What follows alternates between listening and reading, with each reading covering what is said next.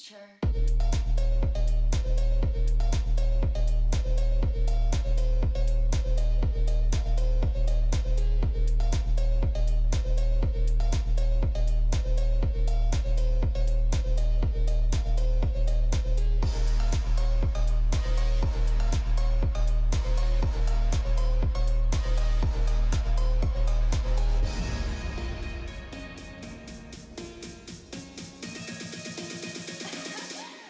Of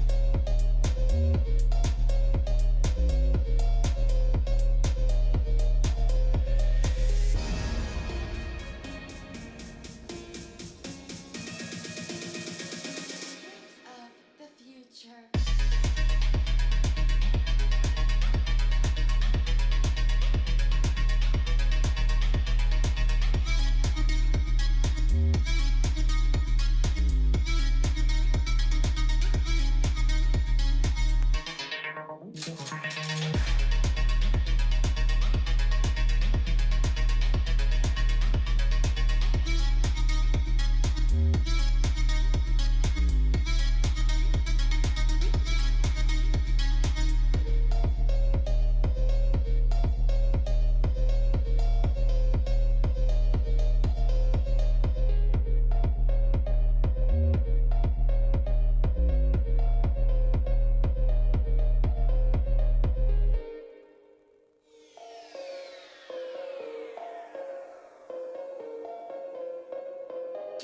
Of the future.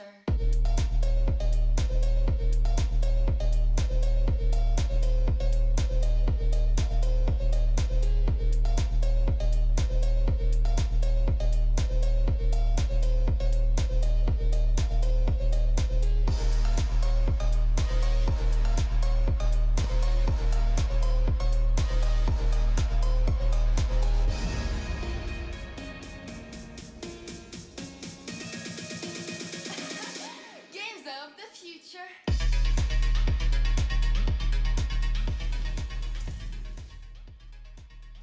Welcome back to the Games of Future. We're here in the quarterfinals, second half of the day. We've had some big games so far, and we got some possibly bigger games coming up. My name's Trex. Joining with me today is G the ACO. It's been a while since we've been on the desk together. How are you doing today, man? I'm doing good, man. It might have been a while since we've been on the desk together, but we grew MLBB and NA together, so this is like, you know, we're talking about the games, but this is kind of bittersweetness for me, because, like, I'm getting to see you again and me on a desk. Like, it's a one-in-a-lifetime opportunity again. Don't cry, Trex. Don't cry. They weren't ready for this at all. They were not ready for this. But here we are at Games of Future. And it has been an amazing several days. I've been waking up at 5 a.m. every morning to catch these games. From group stages to now, yes, there's been a lot of sweeps, I would say, a little more than I would like. But the games have definitely been hype, and there's been a lot of teams that have showed up, G.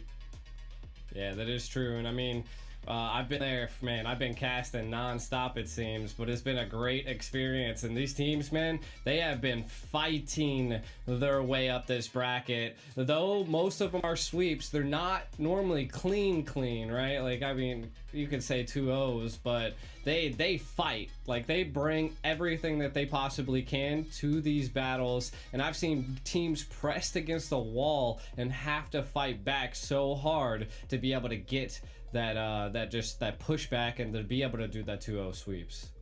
Yeah, I mean, and speaking of some of those teams that have had their backs pressed against the wall, the two teams that we're about to watch, Fireflux versus Blacklist, we saw that exact thing. Fireflux in game one was so close to grabbing that victory. So close, had them pinned up against the wall. But all it takes sometimes is one implosion from Haji and everything crumbles. And I feel like that has been the storyline of just Games of Future in general. We've seen a lot of the maybe B tier, C tier teams almost get the wins, but then those stronger teams get those clutch moments where they take the game back into their hands. So what I'm wondering today is, like, can Fireflux break through that barrier today? It's definitely not going to be easy. It's not going to be easy, but to kind of build off of what you're talking about, I mean, we've seen in that very first game, it literally only took that one implosion to do it. And I mean, they had a plan in mind when they stormed Blacklist the first time. I can only imagine that being the time that it's taken to face Blacklist once again, they've probably taken back to the drawing board. I can only imagine that they have plans drawn up to be able to take this down. We were kind of talking behind the scenes, me and Trex here, and we were saying like how big this rivalry has like just been like growing non-stop. And with Trex being at M5, he kind of has a little bit of the scoop. You want to build off of that? Yeah, I mean, this has definitely been a rivalry built up over the past year, one that I think a lot of us never knew we wanted. We start back in M4 where Rosa talked about the biggest team that Rosa wanted to go against was Blacklist. Not because he saw them as an enemy, but because Blacklist was a team that kind of inspired some of their strategies. So what happens in M5? Rosa gets the wish come true. They face off in group stage, and Fireflux gets the win. Not just a win, but a 2-0. But revenge is always bittersweet because then Blacklist comes up, meets them in the lower bracket, and takes them out. Now, once again, they meet in the group stage. Blacklist gets the win this time, and now for the fourth time in a row, in I think under 6 months, we're seeing them face off one more time, but this time there's no lower bracket. Everything's on the line. The largest prize pool that Mobile Legends has ever seen so far. I mean, it's for me, this is one of the most hype watches, even when I saw it in group. This is something I wanted to watch even when I saw it in group stage. This is the match I wanted to make sure I was going to be up for, make sure I was going to get to watch, because I think this could be a rivalry that really builds up over the next year or so. Yeah, and the best part is that you actually get to watch it and cast it at the same time, which that's huge. That's huge, right? So you get to do that on a couple different fronts now, and I'm kind of wondering what they're going to be bringing to this field. You know, like, and we were kind of talking about it back in M5. They brought out a Leomord, which just absolutely took Blacklist by surprise. They attempted to try to do that a second time here into the Digital Games of the Future, and they just, that time around, Blacklist seemed like they knew what was going down. It wasn't a surprise. It wasn't that like rabbit in a hat that Fireflux was able to pull out before. And I kind of want to know, can Fireflux do that again? What do they have in their back pocket that could possibly take Blacklist International by surprise?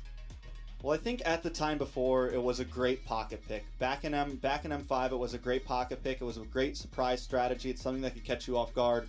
But just like the meta changes, your pocket strategies have to change as well. You can't pull out something that you used 3 or 4 months ago. If they want to try to catch Blacklist off surprise, or do they want to just stick to the meta? But if they go for the surprise route in game 1, game 2, hopefully game 3, something like that, it needs to be something fresh. It needs to be something that still pairs with the current meta. You know, at that time, the Leomord, the Lilia, they were very strong and they paired well along. I mean, the Lilia and the Tigreal were very strong and they paired well with the Leomord, things like that. So they need, if they're going to pull something crazy out, it's got to pick with what's going on right now, which is heavy CC, big burst damage from your mages, big CC comps, and they got to make sure it's going to work right. They also need to be ready for early aggression because Fireflux, I think it's something that we kind of saw them have a little issues with. Same thing with teams like Deus Volt. We saw a lot of these teams that back in M5 when it was a slightly slower meta, they were kind of able to get their grips on things, but now teams can get aggressive very, very fast, and if you're not ready for that, you're going to get steamrolled on. Yeah, not only that, the diversity in gameplay is also a bit wild this time around as well.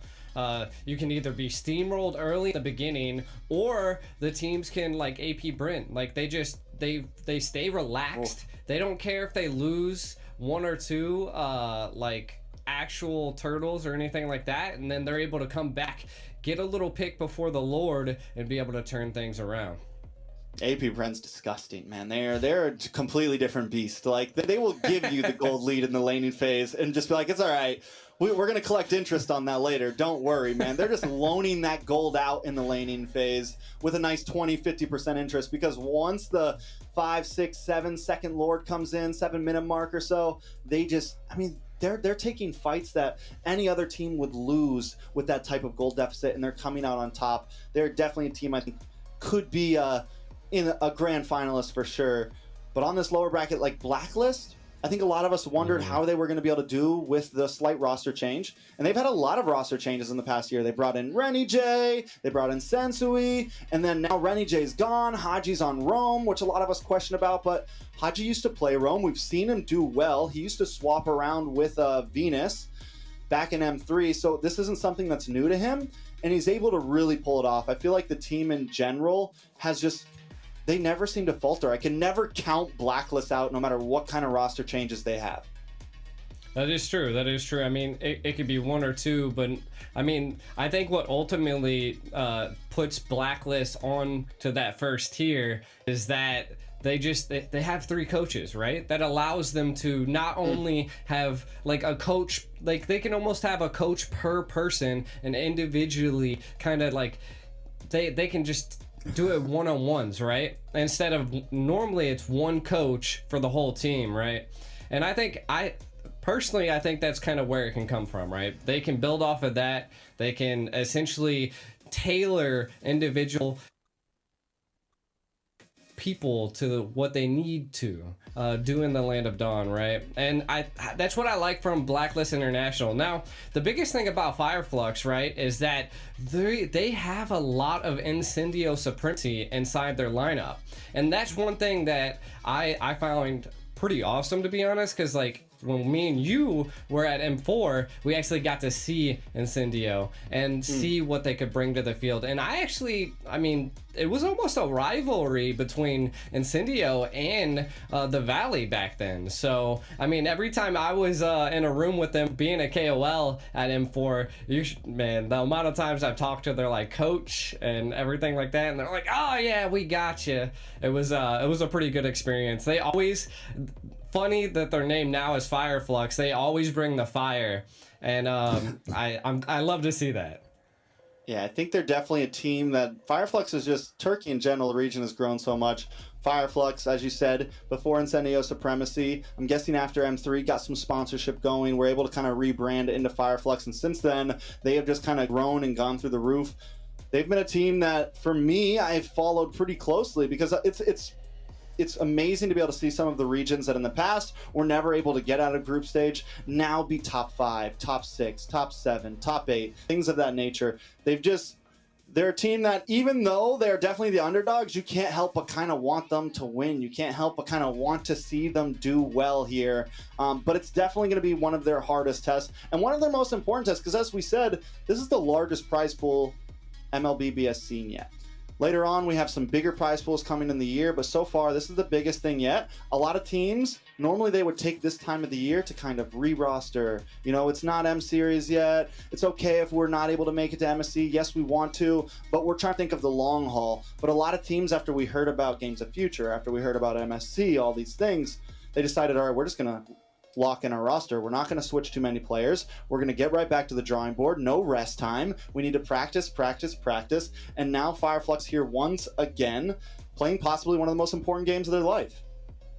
Yeah, and I mean, the Digital Games of the Future brought a $1 million prize pool to this tournament, which is insane for the MLBB history. From when I've started playing MLBB, when I started, doing my KOL stuff and then esports casting and management for the NACT, it's been, you've never seen, at least I haven't seen a prize pool this big other than the M series. So this is like a huge stepping stone for us in the MLBB scene, and we got to give it up to Digital Games of the Future.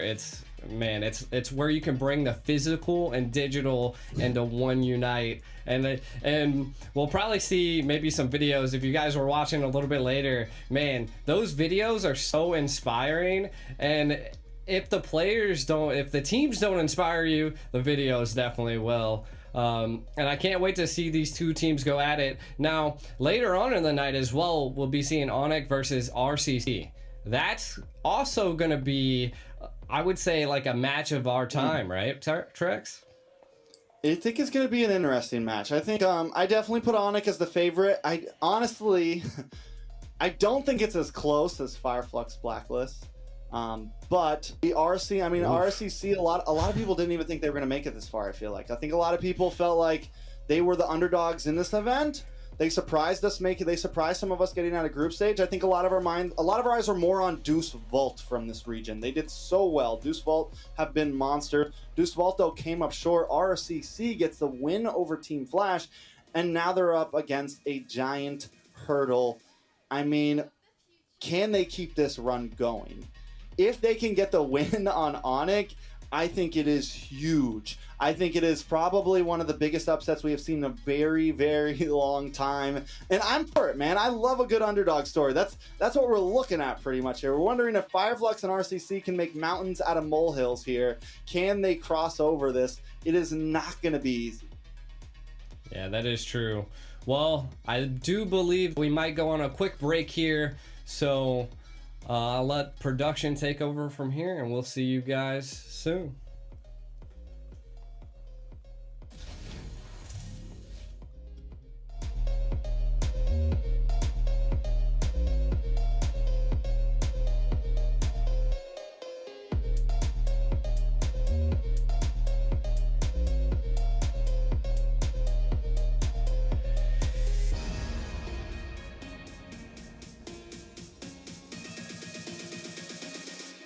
Of the future.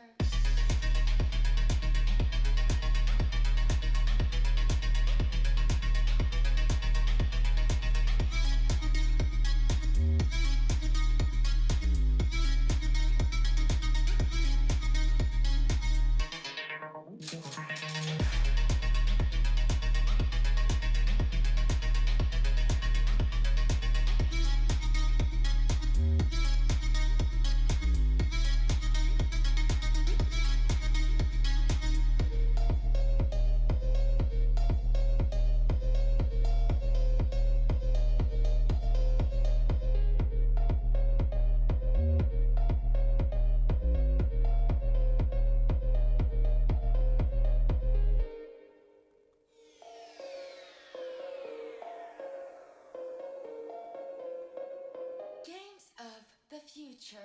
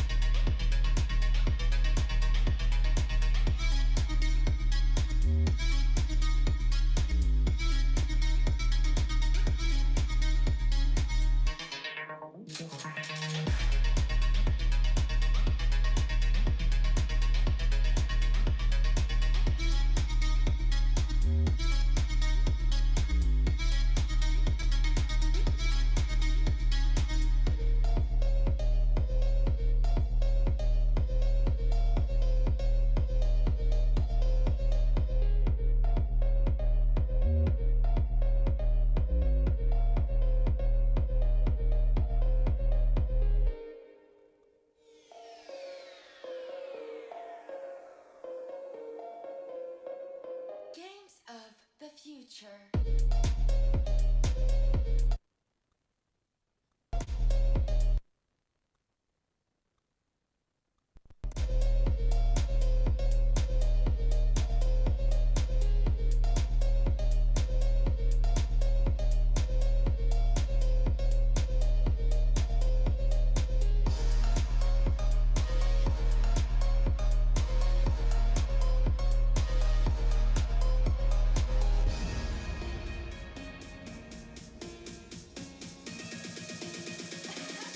Games of the future.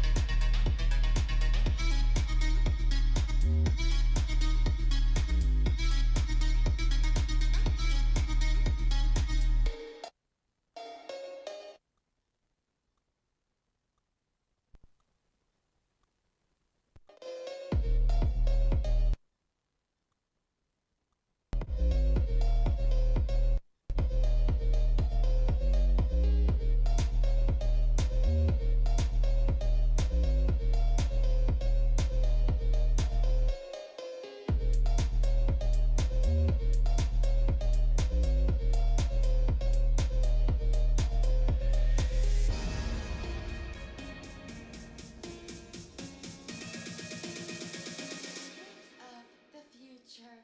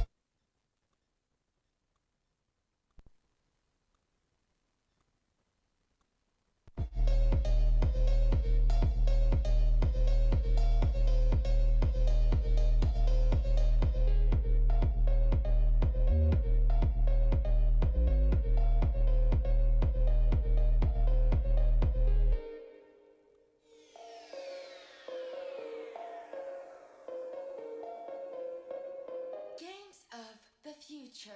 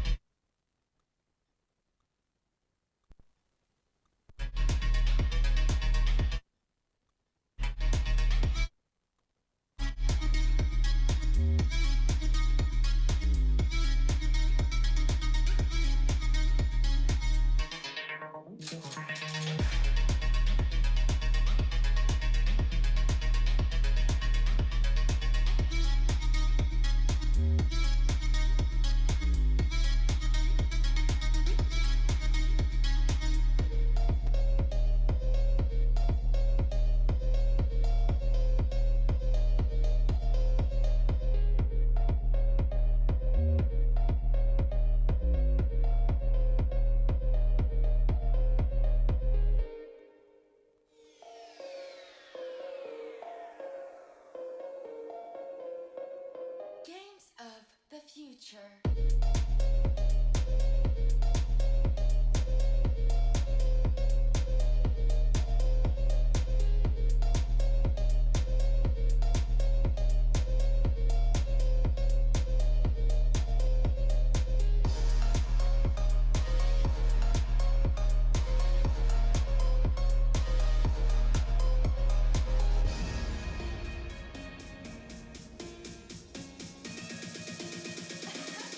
Games of the future.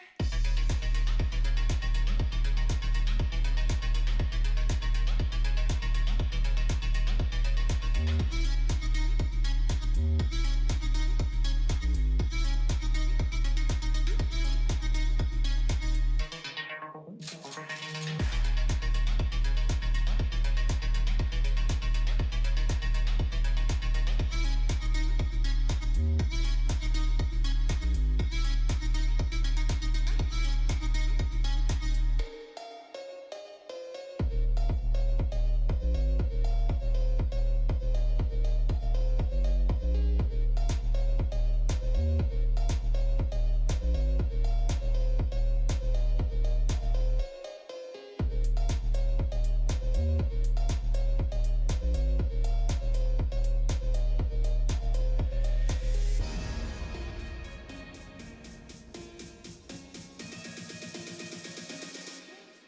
the future.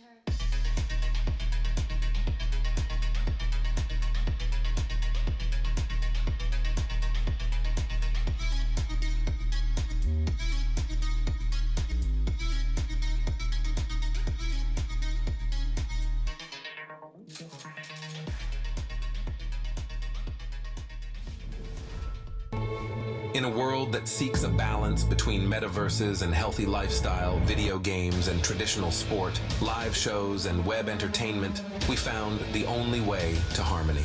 Introducing a new era in the realm of sports, Phygital, a revolutionary fusion of the physical and digital worlds. This is an unparalleled mix of the most exhilarating and dynamic youth sports disciplines, all integrated with popular video games and cutting-edge technological devices. This unique sports format is accessible to all. Anyone can participate in Phygital competitions. Any sport has the potential to evolve into a Phygital experience. Football, basketball, hockey, racing, martial arts, shooters, and many other sports have successfully adapted to the new reality. The 2024 Games of the Future is a global multi-sport event that represents the pinnacle of Phygital sports worldwide. The event is attended by best clubs and teams, bringing together 2,000 participants from over 100 countries. It marks the beginning of a series of top Phygital tournaments that will take place annually worldwide. The current official program of Games of the Future includes 21 innovative disciplines. They are classified into 5 groups, which we refer to as challenges: sports, technology, speed, tactics, and strategies, openness, show, fun, and healthy lifestyle. Coming our way is the exciting Phygital era. So stay tuned, join our global Phygital community, and come over to the upcoming Games of the Future. Emerge as winners and heroes of the new era. Games of the Future, made for young generations. All right, everybody, we are back. Sorry for the wait, but we had to make sure everything was squared away. It's Trex and G back on desk once again, and we're coming up on one of my personal favorite games in the in the quarterfinals. We haven't made it to the semis just yet. Don't want to get ahead of myself. G, it's going to be Flux up against BLACKLIST. Now, we talked about it a little bit before. I want to kind of get into some of the picks, right? I want to get into some of the possibilities here. Ruby has been a very proud pick, but hasn't always done well, at least not in the right hands. I think something that's been on the rise is the Nana pick, a few other things. Anything you think these teams should really be prioing or at least stop prioing here? I would say there's probably a few things. Is the Ruby has been kind of on the decline. It's definitely one of those picks that are very flexible in this current dynamic MLBB scene that they're trying to build. And it's a hit or miss. Sometimes you can get some good plays, sometimes you can't. But I don't think it's a tide turner like a Tigreal, right? Like that one implosion can definitely make or break a game. I'm guessing one I'm Offended could also do exactly the same thing from a Ruby. But I feel like it's a little bit harder for that situation to be put up for a Ruby. So I think it's a little tentative when I see a Ruby on the field. It's more of like it comes down to the individual player. Now, the Nana. This is most annoying hero to deal with if you're on the playing field, and it's just something you don't want to deal with. So even though the Matilda is constantly banned, I think you said earlier 100%, right? In playoffs so far, yeah. Yeah, so that I feel like Nana should be there as well. I'm not quite sure why so many teams are allowing her to go through. If I'm not mistaken, she has 100% win rate too. So it's like just seeing that stat right there, it's like, yeah, if it's open, pick it. If not, then you probably want to ban it. So those are kind of like the stick out picks that I would say. What about you? I mean, Nana definitely a monster. It's been 5 picks we've seen her in playoffs, 100% every time. I think it's definitely something we got to keep our eyes out for. Novaria has been something that all of us have had our eyes on for, but let's take a look at the schedule today real fast. We did already see some of it. It was going to be RRQ up against Burmese Ghouls, AP Bren up against Homebois, Blacklist Internationals now what we're going to be seeing, Go up against Flux, and Onic up against RCC. Now back to the picks we were talking about. Novaria, I was kind of surprised. She was an amazing pick in M5, has always been kind of steady. Because it's been so long since any big events, all we've had to see is kind of qualifiers around the world, a little taste here and there. So we don't really know exactly, we didn't know exactly what we were going to get into, but it seems that the vision she applies, the range that she applies is still huge for all of these teams. She has still got a huge spot in the meta. She scales wonderfully. And I didn't expect her to be one of the most picked mages, but now she's here. Now, if I want to talk about a hero that I don't think we should be seeing as much, I think the Valentina. I think this is a pick that hasn't really done amazing. I think there could be better picks, like the Nana, like something like that. I think it might just be a comfortable pick for a lot of people. I know it has lost a lot of games. I mean, it's won some as well, but I think it's just something that a lot of teams are still falling back on and could possibly switch up. True. I also think the same thing with the Valentina. It's ultimately that the hero is diverse and that a lot of teams like the aggression that the Valentina brings versus a Nana, and I understand that, right? But I think that there's still just some teams that are living in the old meta. And they're still being the very first international tournament in MLBB right now into the new meta. I think people are still trying to build that foundation and, live and learn essentially. But with the playoffs being a BO3, I'm not quite sure if that's the place you want to live and learn, right? So the Valentina has been a little rough. Some teams have won with it, but again, it comes down to the individual player that utilizes the Valentina. Now, coming off to some other picks that I've seen that have been kind of, the hit or miss, right? We've seen the Barats, right? That Daytona welcome can be dodged now, and it is just, I seen it in one of our last games, and it just didn't clutch. It didn't clutch like Naisu has told me before. It just doesn't work sometimes. You can't clutch it all the time. Now the Kai, I've actually been seeing the Kai quite a bit, and I actually enjoyed that pick. What's your take on the Kai? I think it's situational. I think it can work well against the Guinevere's when we've been seeing it sometimes, at least for some of the top teams. Against the Guinevere jungle, it can kind of handle its own. It can get those pins. I think it's definitely still viable. Do I think it's like first pick prio? No, but I don't think there's, honestly, for jungle right now, I don't think there's anything that is, I'm going to pick this no matter what if it's open. For the first time, jungle is kind of just, you're pretty free. There's a lot of opportunity. There's some damage picks. There's some utility picks. You have a lot of variations in the jungle, and we don't see a lot of like first bans. A couple teams take out the Joy. That's one of them. But even then, we have seen the Joy lost. Now, I wouldn't want to put it in the hands of certain players. Irad had a monstrous Joy on RRQ the other day. So, I mean, there's definitely some players where you definitely want to ban this out. But overall, jungle is very flexible. We saw heroes like the Akai, we've seen heroes like the Fredrin, heroes that maybe we thought were fading out of the meta, still do wonderful. We've seen the Nolan do good, we've seen the Nolan do bad, you know, so I think in that stage, it's kind of hard to tell. I think the Matilda is definitely still very bannable. A lot of teams know that it's vicious. I think as we move forward, we're going to start seeing some more picks. Like we mentioned the Nana a few times, it might eventually get into the ban phase. It might not. It just kind of depends on how these teams feel about it. True. Now, one thing I do want to talk about is that I've seen, because I've casted a few of Fireflux's game with in the group stage, is that they seem to have this Xborg signature pick. And not only is it Fireflux's signature pick, it's also North America's signature pick.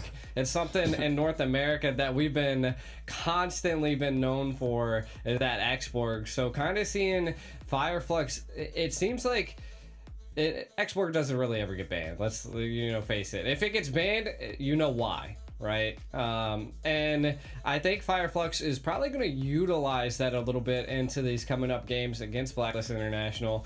I don't know if they'll attempt to try to, pull out again like the rabbit out of the hat and do a Leah Mort again. It just didn't feel like they were ready for it, right? Though the games being diverse, I do think they could do anything at any moment. Now, we can kind of take a look at the Blacklist roster. We do know that there's a couple subs. Haji's on the roam, and Sinsu's in the jungle. And then you got Edward, you and Oheb, and again, still a monster of a roster, and each one of them still are really excelling at their roles. So I want to see what they do to bring it back against Fireflux once again here, Trex. Yeah, I mean, all five of them have just been doing an amazing job. And Sensui, I think there was some doubts when he first joined the roster last year, and actually started playing heavily last year, and he has just proved himself time and time again.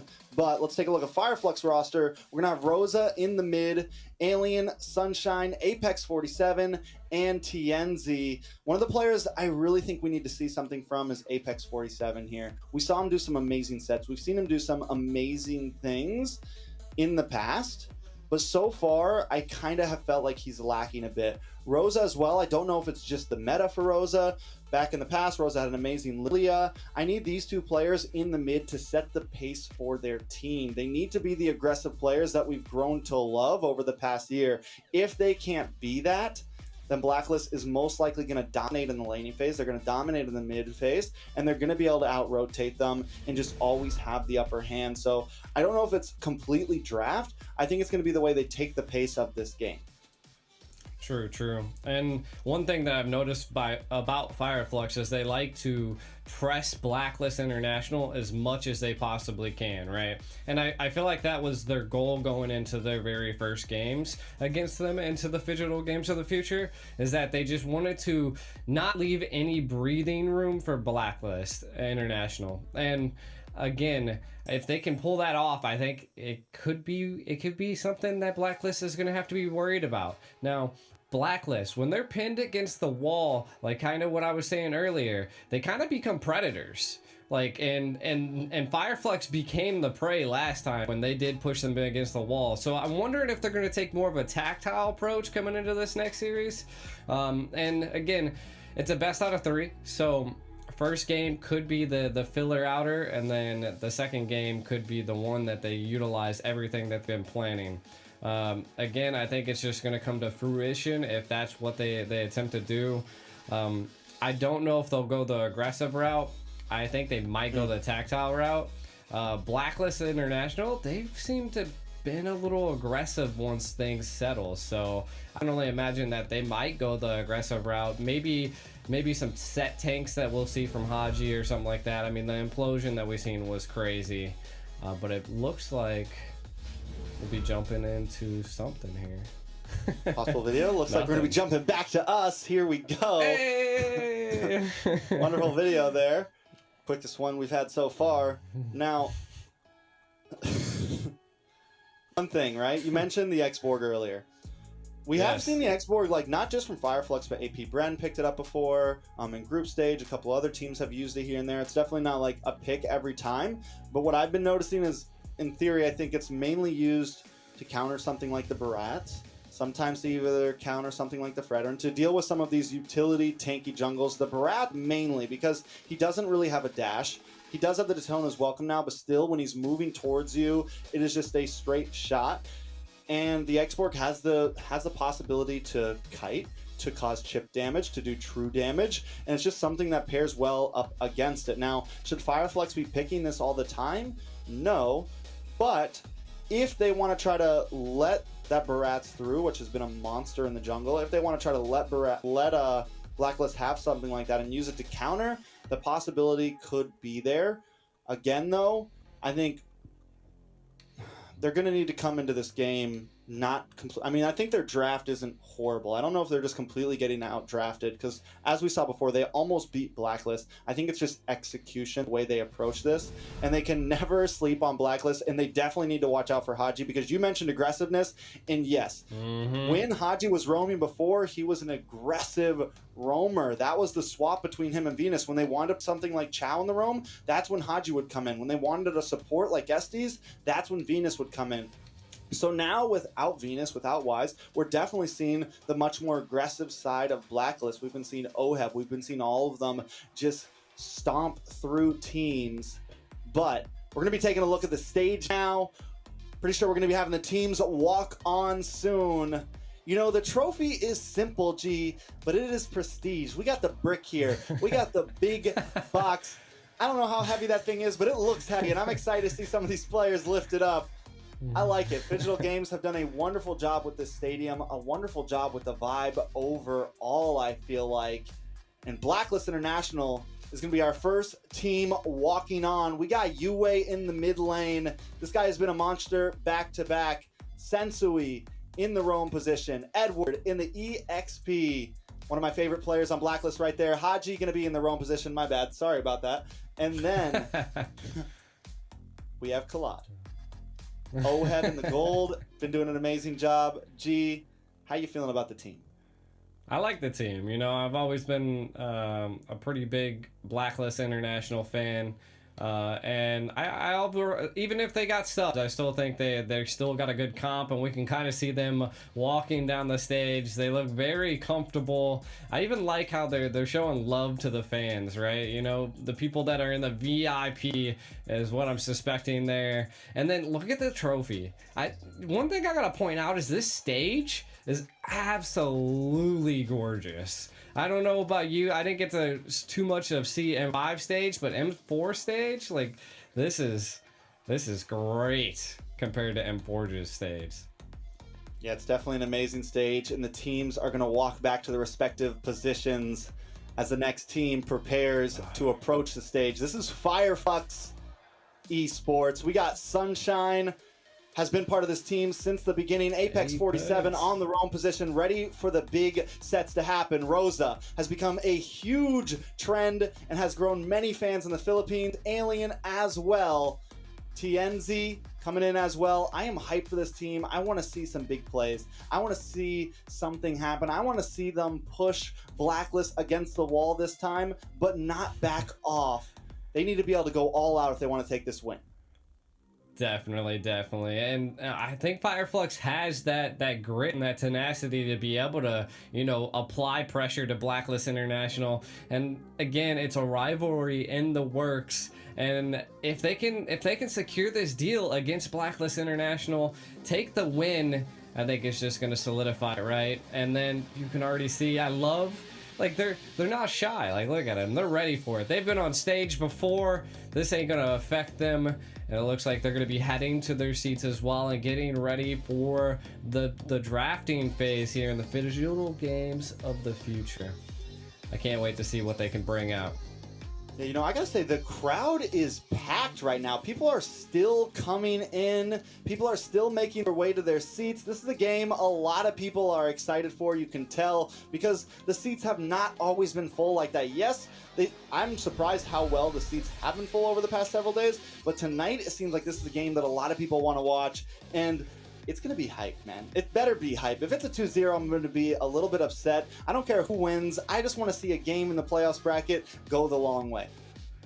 Man, Trex, I don't know if you heard it when you were watching a lot of the games yesterday, but when me and Isu, one of the games, you could hear them. Yeah, you could hear the crowd go wild, and I can't wait, and I hope that we can hear that again, because that's the one thing about being at home, right? You don't get to, like, feeling the crowd just reverberate, like the whole stadium, and even yourself is. It's a different type of feeling, and with the crowd being so full out there, that I think they'll be able to bring that hypeness to this game.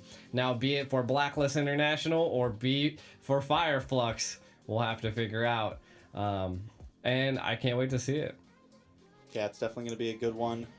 Now, BLACKLIST International for first Flux. Let's get into some of the gritty details here. BLACKLIST International. Their rotations have been on point. They've been able to make the big plays. Haji has shown that he wants these aggressive roams. Do they switch it up here? Does Flux try to change something as well? The Tigreal has worked well with Haji. We've seen him play other things. We haven't seen any sort of supports really come through. I'm wondering, does BLACKLIST still have something like that in their pocket, or are they just essentially like a very different team now than what we've known in the past? They haven't been too locked into the Ube strat. They haven't been too locked into what we've known. And I kind of feel like Flux was expecting that from them in the group stage. Even some of their bans kind of pointed like, oh, we want to be careful for this. We want to be, and everyone's been careful for the Matilda, but still, I think Flux needs to approach this game very differently. And I'm hoping that they have done their homework, because if they hadn't, BLACKLIST is just going to make this a quick repeat of what we saw in the past.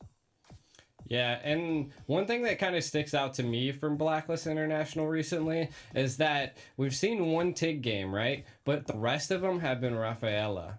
So that's something to keep an eye on, right? It might not be the Ube strat that we're used to, but it's still a similar aspect to it. And I think that the Rafaela just gives that healing aspect and the speed aspect. So that's something to keep an eye on when we're looking at this draft that's coming up here.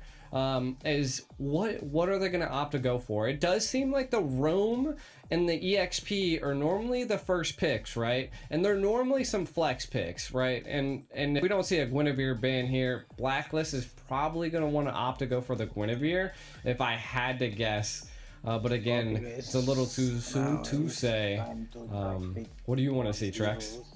I mean, the Guinevere's definitely been probably one of the most first picked heroes so far. I think mainly the flexibility. We've seen it in Roam. We've seen it in Jungle. If you really wanted to, you could maybe stick it in the EXP. I don't think we've seen that just yet, but there's just a lot of possibilities with it. And with a team like BLACKLIST, the possibilities are endless. But no Guinevere this time. It's going to be taken out. Flux going to throw that into their second band. So we're immediately trying to change things a bit. You mentioned Roam with no Matilda. Does BLACKLIST just kind of keep it simple like that and go for something like the TIG? The Diggy's also still open right now with a heavy CC meta. If Flux decides to leave that open, it could definitely be something we see within the first range of drafts.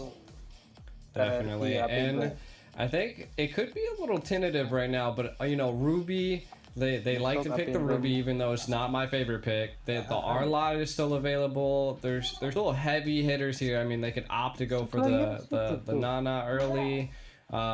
And even the Nathan's on the board as well. So there are so many great picks here, but they really have to think about it, because in these drafting phases, I feel like the second team to pick normally has a little bit better of an advantage. And then there's the Nana. Again, mind you, this hero has 100% win rate right now. Like, can BLACKLIST International keep that percentage up? They got to give her respect, man. Well, I'm tired of, like, we've been saying it since before this event started. Nana's meta right now, and I think a lot of people have been kind of doubting it. A lot of people have been holding their back, and it's been slowly creeping. First it was like last picked, then it was like maybe a little bit earlier in the draft, and now it's finally in her rightful position. This little girl has taken over the land of Dawn. Nana, first pick in an international tournament. I mean, but I think it's amazing, right? I think it's a very good pick. Now, on the side of Flux, they're going to respond with the Claude and the Ruby. Now, the Ruby, like we said, questionable. I'm wondering, hopefully they have the ability to maybe flex it around. Yes, I think it's still good. I think it can still be meta, but I think sometimes you need to be willing to maybe move it to the EXP lane if you don't have dive or you don't have something that can really get to the back line and you need some sort of big set tank. Blacklist immediately fire back with the Akai and the Paquita. Now, the Kai is definitely a signature pick for Blacklist International. They've been picking this up a few times throughout the tournament and the digital games. And again, I think it's more of that anticipation that, Fire Flux might pick something like a Bratz or something, or Fredrin. Fredrin's also been on the rise as well. And it also can break that I'm offended for Ruby, it's right? It's a great counter to the Ruby, yeah. So, like, if he gets snagged, like, you literally just got a giant pinball. Yeah, just boom. It sends them flying, right, on all aspects. Though, I do like this is, again, the Valentina, very, very situational. You're going to have to pick your ultimates that you steal wisely when you're facing someone like Blacklist International. I mean, the possibilities are there for the Valentina, but we just haven't seen it show up. I think after some past nerfs and with in these situations, that's why they're kind of like the great flex picks. And to build off of kind of what you were saying earlier is that, like, even the Ruby, right, still a great flex pick. Even if it's not Roam, it could go EXP. We do see the second phase of bans coming out. They do go for the Bruno. I was actually thinking that Blacklist International would go for the Bruno, so seeing that get banned is interesting, and banning the carry. So there's a few options that Blacklist International could roll with in the marksman lane. They've ran Beatrix before. I was gonna say, I'll have signature Beatrix, man.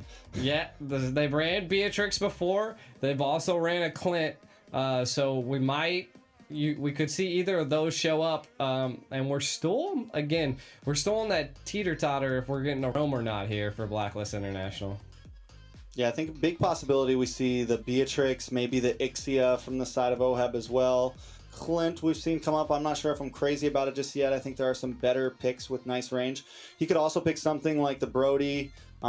Still plenty of options. It's hard to ban into the gold lane right now. I feel like a lot of gold laners are doing decent in games. Yes, there's like your favorites.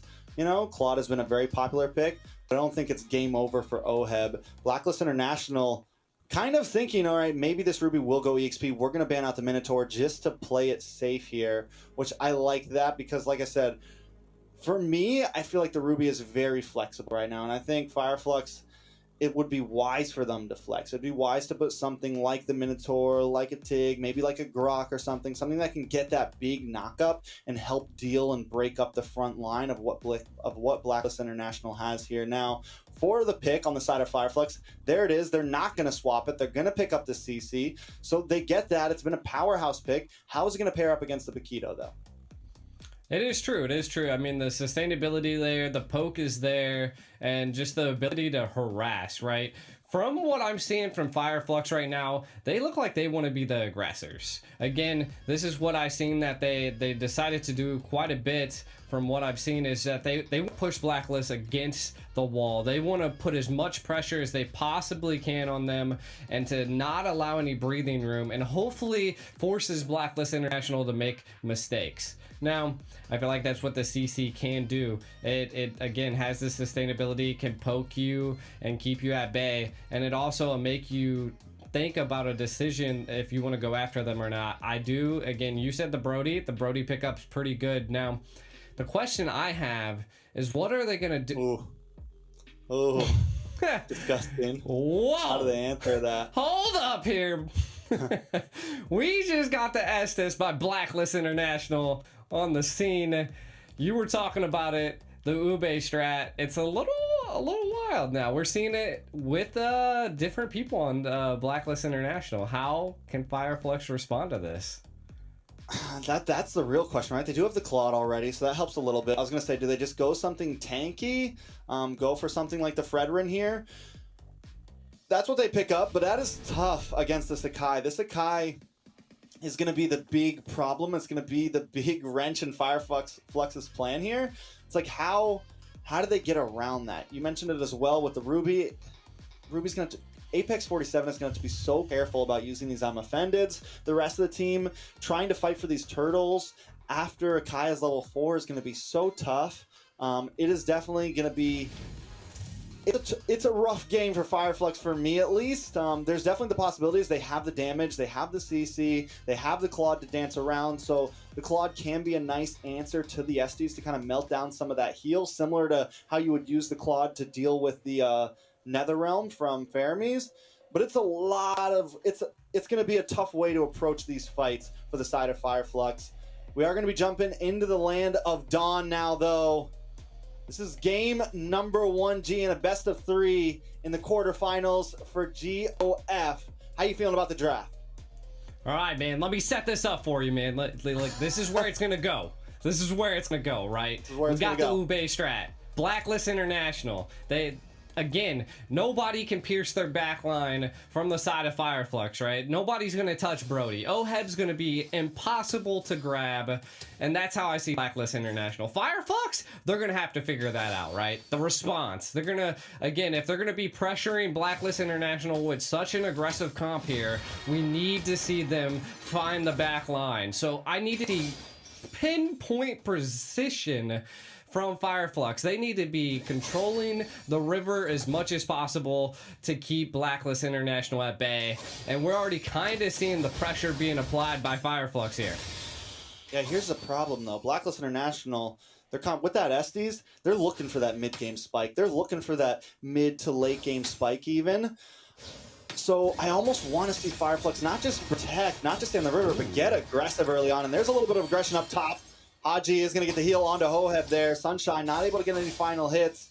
But if Haji keeps babysitting up here, protecting Oheb, Fireflux might have to answer that, or Sunshine is going to have a problem. We're going to need to see Apex 47 run up there as well. But now Sensui in the backside, going to get the heavy spin on Alien. Alien going to get pinned. This is bad. Will he be able to get away? No. Sensui getting the first blood. That was a great play. That was a great play by Blacklist International. Now, one thing I also want to set the scene for is that, yeah, Blacklist International has this sustainability Ube strat team comp, and I like it, right? But Kai could displace his team if the heavy spins are used incorrectly by Blacklist International. So we got to keep an eye on that. If Fireflux can just apply so much pressure and make them make mistakes, it could be huge. We can already see a gank happening down here in the EXP. Yeah, I don't know if we're gonna see Blacklist make any huge mistakes. That's a wish and a prayer for Fireflux here. I think they gotta outclass them here, man. They gotta just play better at this point. Alien already a little bit behind, not even level 4 yet. But Fireflux still goes for the zone. Ooh. A nice IMU, but Rosa goes down for it, takes a Molina Blitz to the face. Fireflux now maybe forced to back off here. They still want to fight for the turtle. Tienzi holding position as Edward pushes back Alien. The rest of the team goes down, but the Appraisal's Wrath lands and does nothing. God. They lose turtle and are pinned to the wall. Sensui makes the play to grab the turtle. I mean, I suspected Fireflux to be the aggressor here, but Blacklist International is showing that they have complete control over this river here. Fireflux gonna have to kind of think about their situation. The Nana is just putting on so much damage at this point, and it's only 3 minutes into the game. We're 2-0, kind of taking a look at some of the items. Of course, the magic penetration boots picked up by Nana. And again, if the Estes keeps roaming like that, there's gonna be a problem. Oh. What? Oh man, Alien. Edward, man. That Paquito is going to start hurting. This is not the time you want to go up against it. One of the biggest level 4 spikes in the game. I mean, this guy is packing a punch quite literally. Alien still wants to fight for it, get that last minion, but Edward's going to flicker in, take the fight under the tower, and get the kill. A beautiful play by Edward. And we just heard the crowd go wild just slightly there. It was quite a gritty play by Edward, but it came out on top, and we can see a huge play at top. Oh, up in the top, a little bit of trouble for Oheb, but the heal is enough. Sensui now here to help out. Tienzi gonna get pinned against the wall. Drops the Appraisal's Wrath, but still not enough damage. Fireflux looking for something. Apex 47 gonna try to lock up Sensui, but now they're on the run, and Blacklist is on the hunt. Molina Blitz comes out from road there, able to stun them up a little bit. Sensui, though, still staying aggressive. Apex 47 trying to help out. Sensui taking his time. Blacklist International maybe want to go for some gold plating here. Apex 47 going to lock up Sensui. Sunshine forced the BMI out. They just want to try to defend this tower as long as they can. BLACKLIST International finally walking away. I mean, BLACKLIST International has the gold plating off of the EXP and off of the gold at this point. Economically, they are sound, right? They are controlling the map here. Fireflux has to respond to this at some point. Constantly, BLACKLIST is like flowing into Fireflux, which is wild. Normally, when you flow into them, you're the one that get punished, but not this time around. So I feel like Fireflux has to change some things up here. We are seeing a first turtle rubber band match starting to engage here, and it looks like they are kind of just waiting and baiting it here, Trex. Yeah, I mean, BLACKLIST doesn't have to rush it, right? They can wait for their teammates to clear waves. They can wait for everybody to get here. Fireflux is the one at the deficit. Sunshine gonna go try to clear and macro up this mid lane. Rosa there as well. Oh my god. TNZ. Oh my, this little girl. This little girl. Nana is going to be a problem, and teams need to start respecting it. Literally, we're only 5 minutes in, and the damage is already insane, as you said. But Sensui going to hold down the turtle here. Oheb going to take a tower on the boss side. Edward zoning away Apex 47. There's nothing Fireflux can do right now. They are at a disadvantage at this point, that is for sure. I feel like they need to step back just a little bit, stop being so aggressive into BLACKLIST, as it's not the response that you want to go with. I think taking more the tactical approach is what Fireflux wants to do at this point, and they need to get picks somewhere. It's 5-0. Take something, Fireflux. And we can kind of take a look at some of the items. We can already see this could be why that it's taken Fireflux a little bit longer to come online. They are building a lot of anti-heal, and that is respectable, right? Building that into the Estus is what you need to do, and I think maybe into the mid to the late game, if it does make it there, is where they're trying to aim for. And again, if they can keep BLACKLIST International at bay, I think that is their ultimate move here. Yeah, they're going to cut the lane, though. Take another tower. That's 2 towers down for Fireflux. And BLACKLIST is not slowing the pace at all. Sensui going to cut another one. Take some yo-yos to the face there. That's okay, because they are going to whittle away at a tier 2 already. We're only 6.5 minutes in. I'm glad that Fireflux isn't being too reactionary. They are trying to make plays elsewhere. They're going to clear the mid lane. They got to deal with Edward, who cleared that lane as well. Fireflux has taken a tower on the boss side, so making a little something, but now Apex maybe looking for a play here. Rosa and TNZ there as well. They don't want to force it, though. That was a great combo between the Retri and the Melina throw, but you can see Fireflux being too aggressive once again. Will they get caught? It doesn't look like it just yet. 18 seconds on the next turtle. They want to make a move. Yeah, nice. I'm offended. Comes in. Apex 47 not able to secure a kill for his team, though.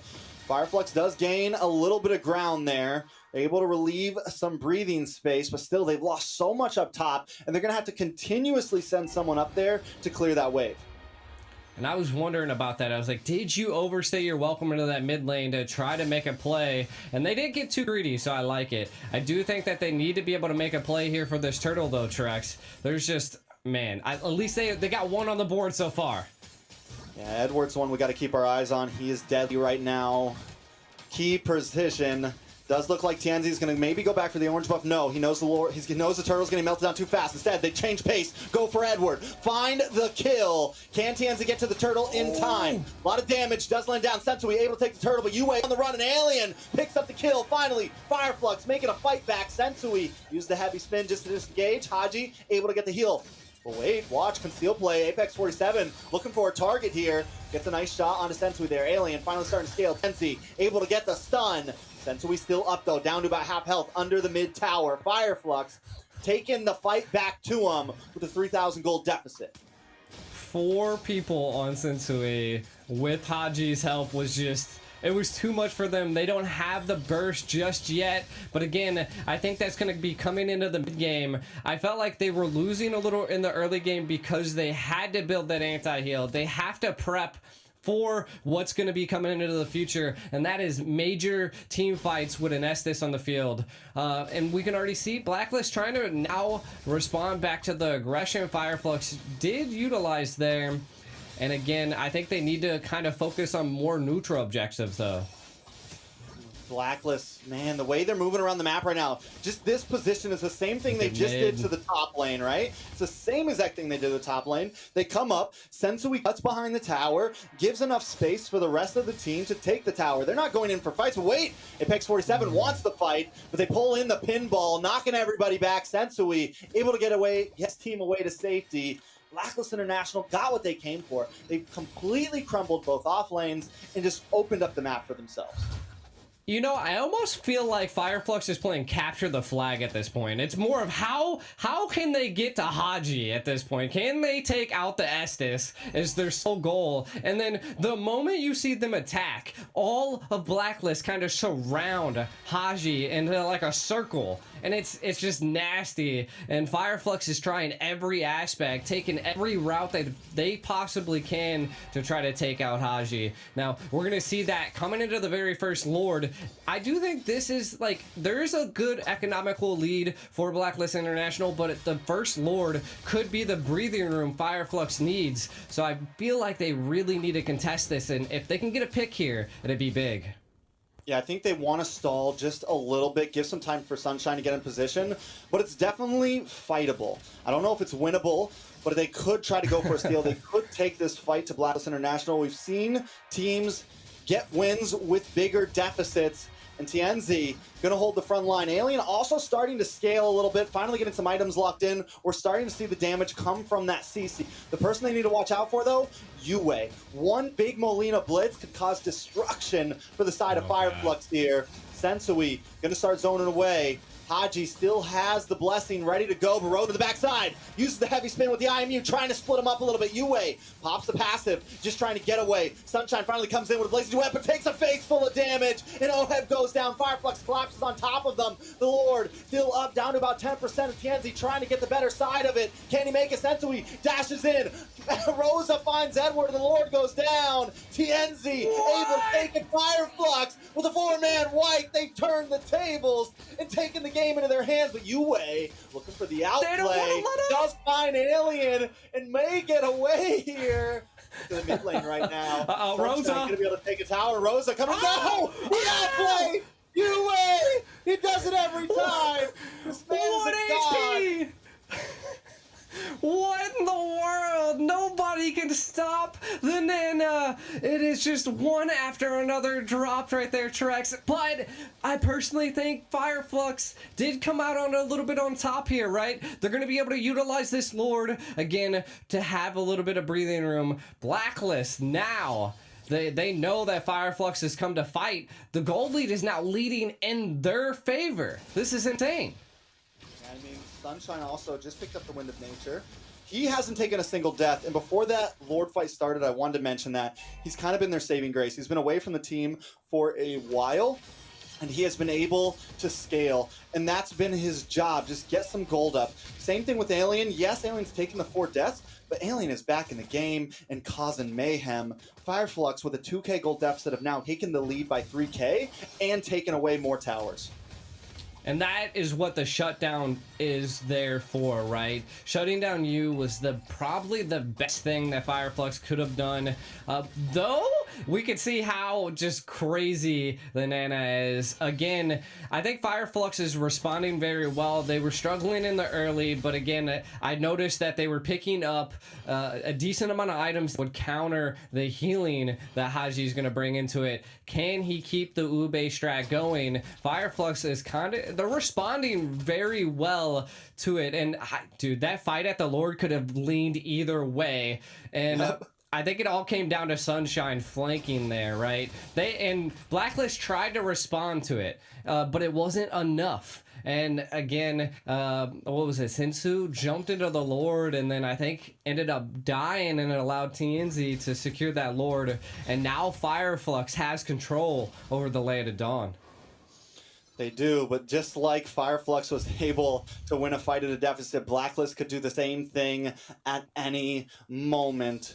The only bonus that Fireflux has here is this time there's no huge set potential from Haji. When we look at the case of CC, it's going to come down to Sensui getting a pin, which is tough to get a pin against multiple people. Yes, it could happen, but as long as Fireflux stays out of the bottlenecks of the map, they should be okay. Next, it's going to come down to Yue either getting some big stun with their skill 2, getting the stun into multiple members, or a huge Molina blitz.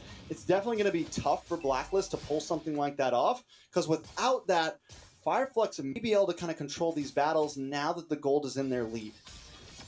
That is true, and I think they might have to utilize Edward a little bit here, right? And we can kind of already see that they're attempting to do that. Is that split push capability, the speed? But look, I think they're anticipating Sunshine's rotation, and we might see a pick here under the Claude in the right lane. Oh, he knows. They're kind of filling it out. They're feeling it out. He knows. He set the BMI up. He's like, I smell Edward. But wait, Sensui taking a huge amount of damage. Alien is starting to hurt. I don't think Fireflux wants to rush this. They want to make sure their macro is good in the mid and the bot side. We are seeing Rosa start to rotate down as well. Maybe they're going to look up for a pick onto Edward here. Excited to see how it goes. Might. 2 members on the bot side. Edward all alone this time. Rosa there as well. They're going to look for the Terrify. Edward making the great escape up to the top. Back in the turtle pit though. The fight is happening. Blacklist knows you're down 2 members. We're going to go for this. Alien there. Try to defend. Putting a lot of damage onto Sensui. Sensui taking shots from the Lord as well. A nice Molina Blitz. Does not connect. But there's the Unoffended. On multiple members. Haji finally forced to use the Blessing of the Moon. Able to heal up. But Sunshine still there as well with the Blazing Duet. Trying to take that heal away. Oheb goes down. He's the first to drop. Second will be Sensui. Yue forced to use the passage just to get away. Rosa there trying to take them down. 4 members drop. Nothing but Haji left on the map. And Rosa doesn't want to let him get away. Haji all alone. Rosa's going to go for it under the tower. 1 more hit. Rosa not able to finish it. The heal still there, but Alien's here to help out. Fireflux not going to try to close the distance. Alien jumps into the base. They've got 1 cannon minion, and it's 15 seconds on the clock until Blacklist International has another member on the field. Fireflux, they don't want the tower. They want Haji first. Fireflux will take game number 1. My God, you can hear the stage go crazy right now. That early game was just, whoo, I don't know about you, hands are sweaty. Hands are sweaty. My whole body's sweaty. Whoa. Maybe that came out wrong. Where's some game, Look at guys? Fireflux Where's now. some amazing The winning game from moment. Fireflux? The team's walking away. Amazing game.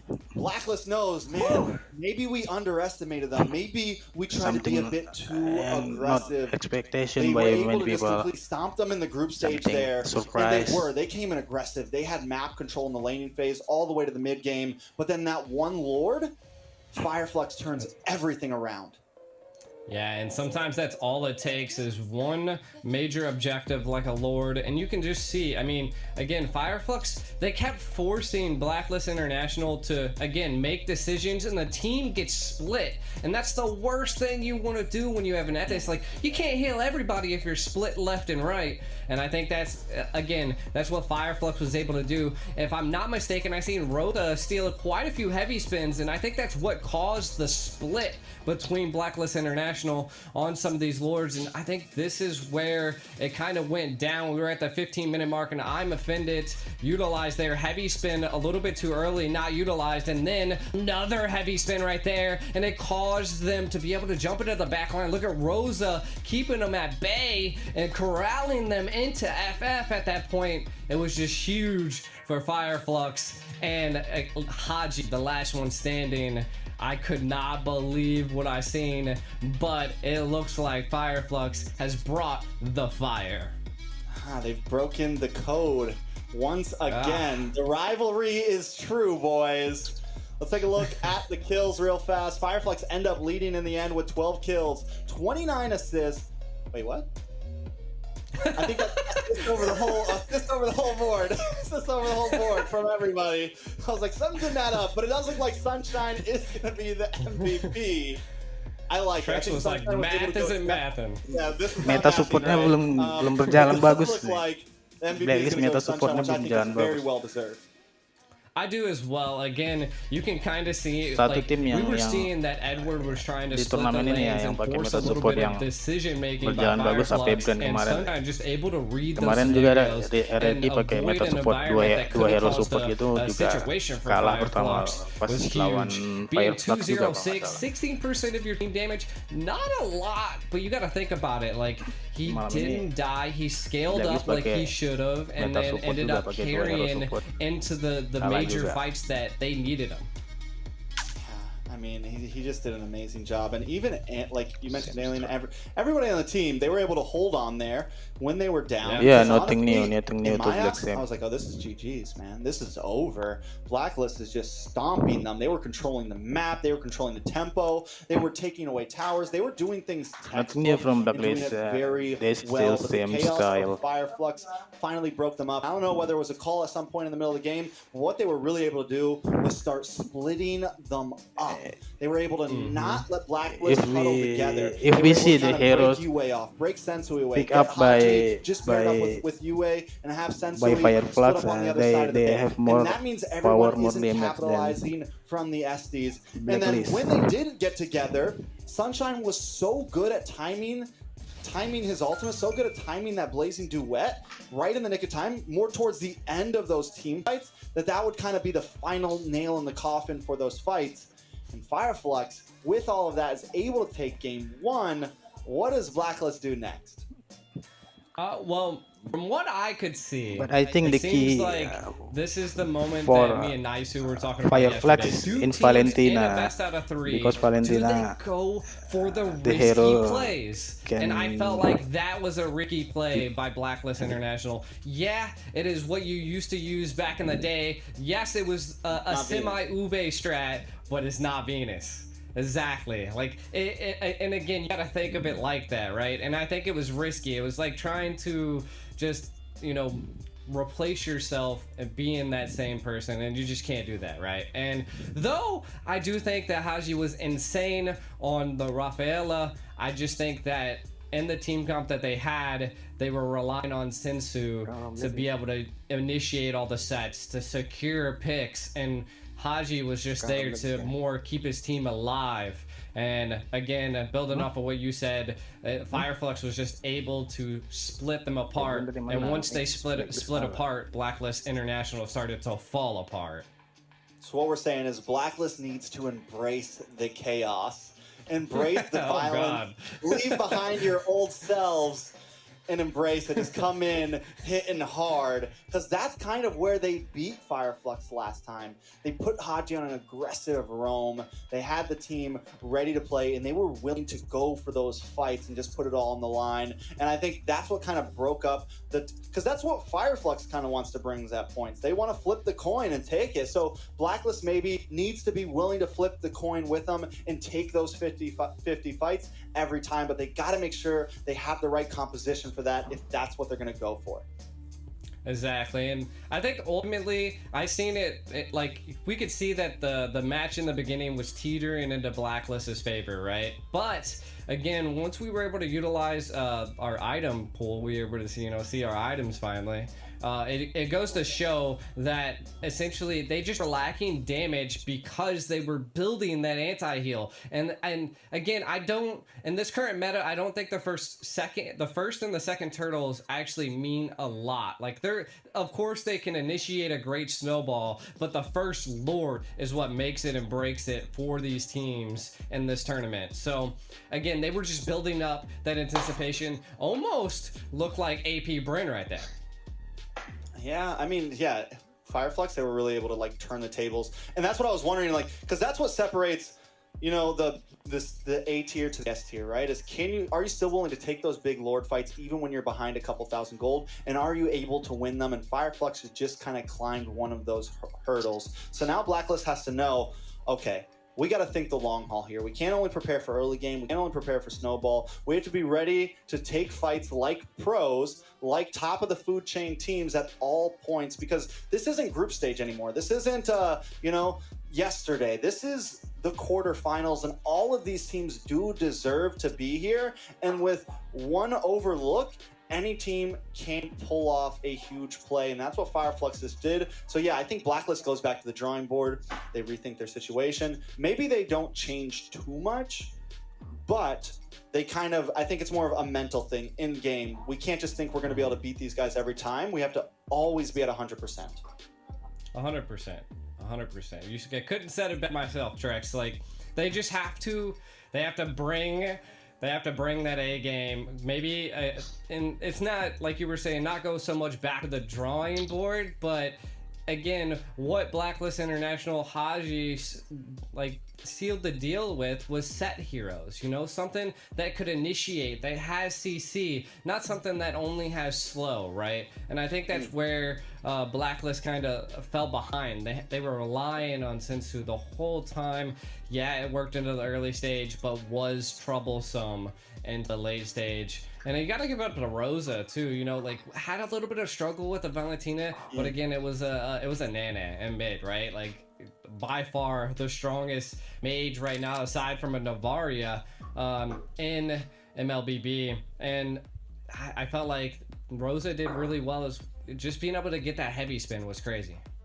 I think also, you know, you mentioned that Rosa had a pretty slow start, because Rosa picked up that Necklace of Durance, right? Had to go for the anti-heal. But once Rosa got another item, like 2 items in, 3 items in, Rosa was able to finally start outputting some damage, and that probably ended up paying off. I mean, of course, we don't ever see the numbers of like, how much anti-heal how much heal was he able to stop, you know? But I'm sure it paid off, because in the end, Fireflux did take the dub, and it was definitely a slow start item build for a lot of these team members. Now, coming into drafts of next games, it's like, there was 2 major problems, I think. The Claude was amazing, but also Alien on the CC, man. One of the only heroes in the game that you could take 4 deaths in the early game and still by 8 minutes just be chunking away at the enemy utility jungle. Good luck, I mean, Rosa. not a lot of heroes can do that. It is ridiculous. So I think that Thank you guys for Blacklist watching needs from to my kind of channel, reevaluate. and It's like, okay, yes, the Nano was good. I forget think it's still to very subscribe bio. But if you don't maybe mind. we ban the CC this time, or maybe we take the Thank CC you, and thank give you. them the Nana, because I think those are 2 heroes that we definitely all need of to you keep cool, our eyes guys. open for here. Yeah, and I ultimately believe that like Blacklist's comp required a little bit of tactics essentially to go with, right? I was kind of trying to think of something there.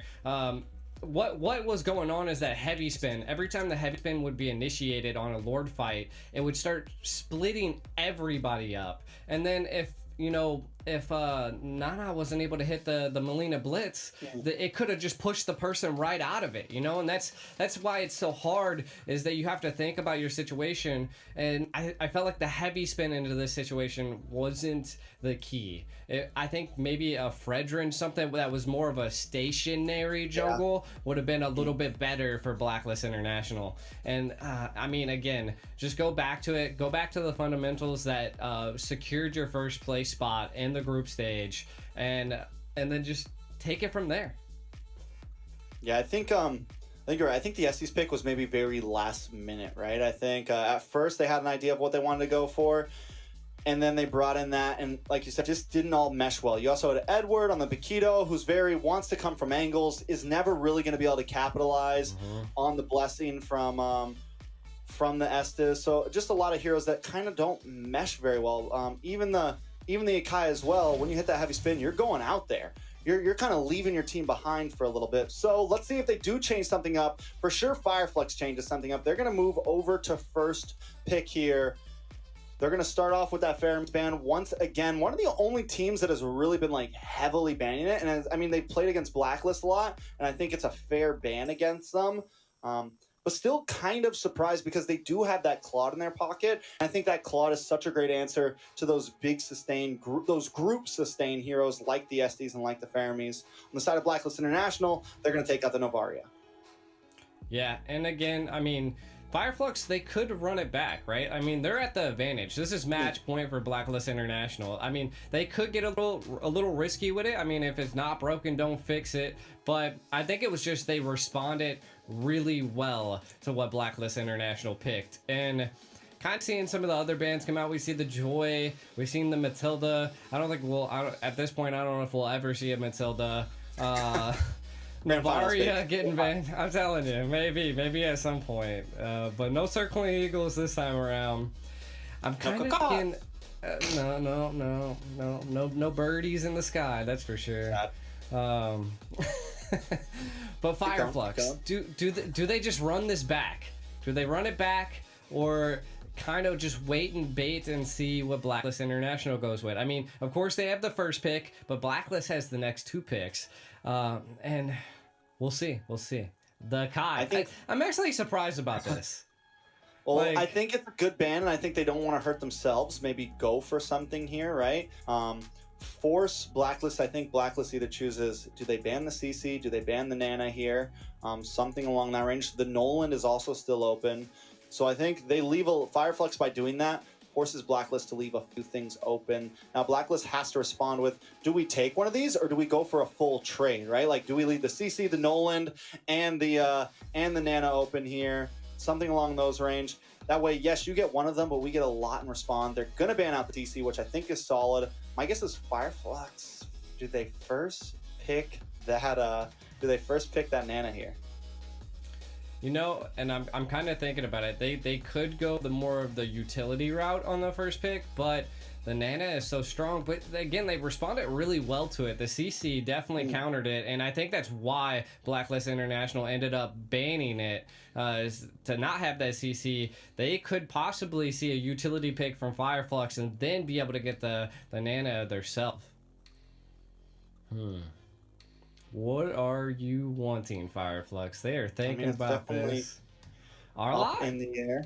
I mean, yeah, so Arlot, we have a bunch of options. Arlot, Nolan, Nana, the Ruby's still open, the Guinevere's still open, so they're going to pick the Guinevere. It does go into the slot of Apex 47, but still very flexible. Could definitely end up being TNZ or Apex here. Yeah, and I like it. It's, again, a flexible, a versatile pick for the side of Fireflux. Blacklist responding with the Nana and the Ruby. I like it. Again, Ruby's been a hit or miss, but we're seeing 2 teams that are in the playoffs, right? Like, these players utilize these heroes on the day in pro scenes, so I can only imagine that Edwards is going to know. If it goes even into Edwards' hands, it could be a Roam, it could be an EXP, you never know. But Fireflux responding with the Minnow. I cannot hear you, Trex. There we go. Sorry. Blacklist Diggy. That's what I was saying. Blacklist Diggy right here. Counter the Gwyn, counter the Minnow, put Edward on the Ruby. You're looking great. Either way, I think the Ruby is Ruby's solid here. I know we've been kind of questioning it, but Ruby, Nana, you got a lot of CC, you got a lot of damage, you got a lot of possibilities for big combinations here, and this is what we want to see. Whether it ends up being Edward or Haji on the Ruby, we know that this time they have big set potential. Yeah, and you're seeing a little bit of a response to our Blacklist. They're picking up the carry. There's 2 things that have been a little nerve-wracking for me in teams, and it's the Ruby and it's the carry, and Blacklist has both of them right now, so They have me on the edge of the seat. It's been a hit or miss for these heroes. Fireflux being able to pull off the Ruby really well. Let's see Blacklist International respond to that. I do like the Diggy. They might actually opt to ban that here for Fireflux. They've been kind of targeting a little bit of tanks, a little bit of jungles, a little bit of roams as well. Again, Blacklist responding with the export ban. They still did need an EXP, though Gwyn could have been flexed into the EXP. We have seen Fireflux pick up the export, and maybe they're planning something here. I mean, the talks in Discords and chats around the world right now has also been in the favor of jungle. I like it. Because here's the thing, Blacklist gets first pick